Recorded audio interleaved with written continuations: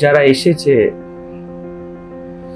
তারা আসেন অনেক কিছু অ্যাবাউটস নিয়ে এসেছে,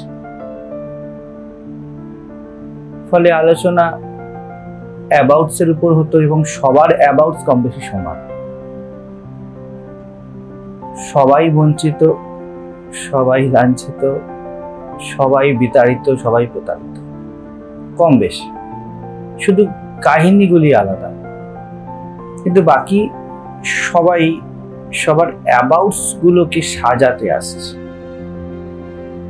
কিভাবে এটা ঠিক হয়ে যায়, কিভাবে ওটা ঠিক হয়ে যায়। কিন্তু যার ঠিক হয় তাকে গেটের বাইরেই রেখে আসতে।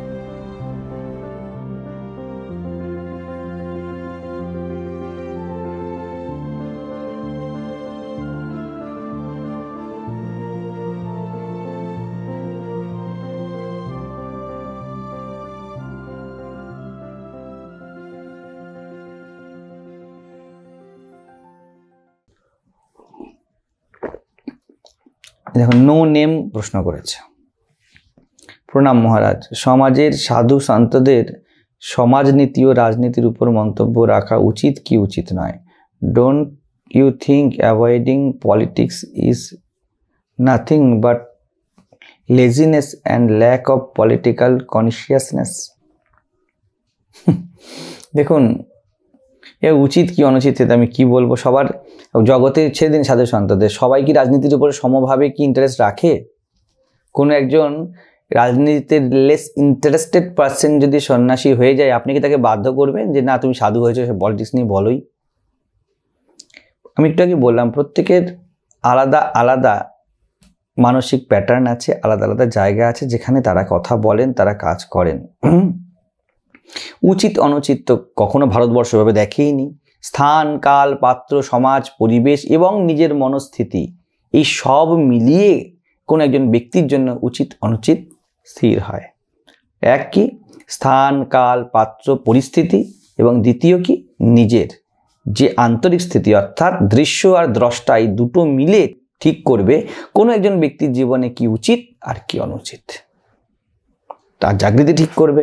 তো ফলে লেজিনেস, আপনি যদি বলেন কাউকে যে আপনি পলিটিক্স নিয়ে কথা বলুন, আপনি কি তাকে একরকমভাবে কোনো রকমভাবে কি বলবো ম্যানিপুলেট করছেন না, একরকমভাবে প্রেশারাইজ করছেন না যে আপনি বলুন?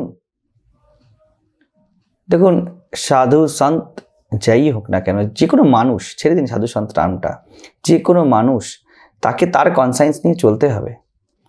রাস্তা পার হবে প্রত্যেকের কনফিডেন্সে পার হবে। আপনি বলতে পারেন আমার কনফিডেন্সে তুমি পার হও। কেউ ড্রাইভ করবে, তাকে তার কনফিডেন্সে ড্রাইভ করতে হবে। আপনি বলতে পারেন না তুমি 80 থেকে 120-তে চালাও, তার কনফিডেন্স লেভেল আছে।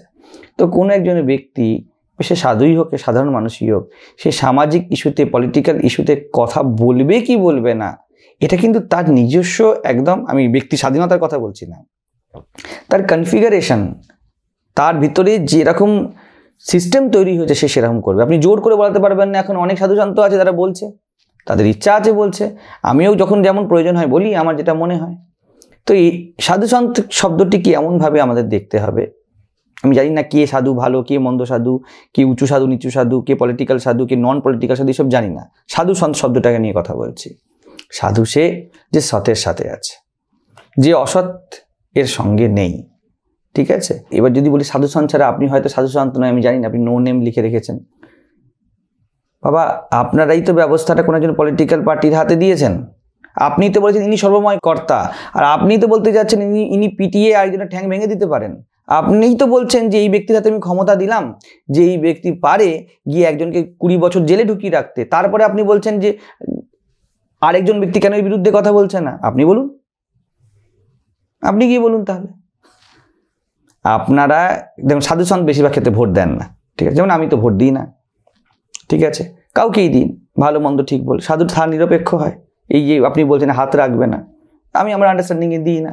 আপনি হয়তো দেখা যাবে আপনি মাছ খান না, তা আমি জোর করবো আপনাকে মাছ খান, এটা তো ঠিক নয়। তো সাধুরা তো নির্বাচন করেনি পলিটিক্যাল পার্টিদেরকে। আগে তবুও তো নয়, একটা বিষয় ছিল যে সেইভাবে সমাজ ব্যবস্থা ছিল যে যারা বিদ, যারা ব্রাহ্মণ, ট্রু অর্থে ব্রাহ্মণ, অর্থাৎ যারা ব্রহ্মবিদ, তারা জাজমেন্ট দিতে। এখন তো সেসব কোনো ব্যাপার নেই, এখন তো আপনারা জাজমেন্ট দেন। এই 145 কোটি বোধহয় হয়ে গেছে, 140 থেকে 45 কোটি জনগণ, এরা তো রায় দিচ্ছে যে এই ব্যক্তি আমাদের মাথায় বসবে, এর কথায় কেন্দ্রীয় বাহিনী চলবে, এর কথায় রাজ্য বাহিনী চলবে। আর তারপরে আপনারা বলছেন যে আপনারা কমেন্ট করে মার খান। আপনারা কটা কমেন্ট করেন?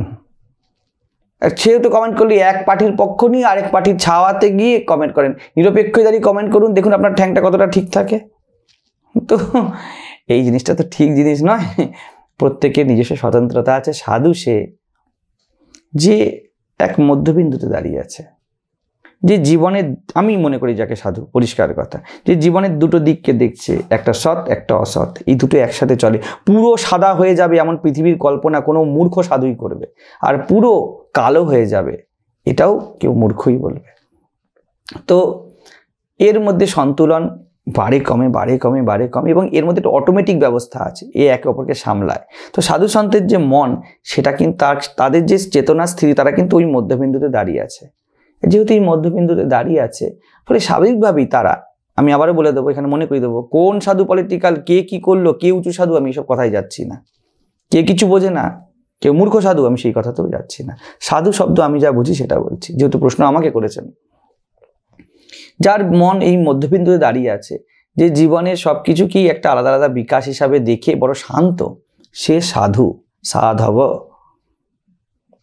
তো এইবারে সেইখানে দাঁড়িয়ে সে বলতেও পারেন কোনো একটা কিছু ব্যবস্থার বিরুদ্ধে, আবার নাও বলতে পারেন, সেটা তার ওই মধ্যবিন্দুর বুদ্ধিমত্তা হবে। তো মন্তব্য করে কি হবে? মন্তব্য তো অনেক কিছু করে। আমার কমেন্ট বক্সে এসে তো আমাকে এর বাচ্চা ওর বাচ্চাও বলে যাচ্ছে, তো মন্তব্যই কি এসে যায়? কেউ কেউ কমেন্ট টার্ন অফ করে রেখে দেয়, তো সেটা তার মন্তব্য, আমি শুনবো না তোমার কথা। তো মন্তব্য দিয়ে বিশেষ কিছু জগতের হয়নি। আপনি কি হয়ে আছেন তার উপরে আছে। আপনি যেই পক্ষেই যান, যেই পক্ষের বিরোধে কিছু না কিছু থাকবে। সাধু সে যে কোনো পক্ষে নেই, ফলে সাধুর কোনো বিরোধীও নেই, কোনো পক্ষও নেই। তাহলে কি সাধু মনে করে না যে সমাজে বিচ্ছিন্নতাবাদী শক্তিগুলো থাকা উচিত নয়? তারা মনে করে। আবার তার সাধু এটাও জানে কিছু তো থাকবেই থাকবে। তার সাথে আপনাকে তো দায়িত্ব দিলামই, বিচ্ছিন্নতাবাদী শক্তি কিন্তু সাধুরা সিলেক্ট করে আনেনি। যদি প্র্যাকটিক্যাল ফিল্ডে দেখেন, জনগণ এনেছে। অর্থাৎ আজকে যে রাজনৈতিক অস্থিরতা বা সামাজিক অস্থিরতা, এটা সমাজের বিরাট বড় মাসেস বিধান করেছে, সাধু বিধান করেনি। সাধু এর দ্রষ্টা।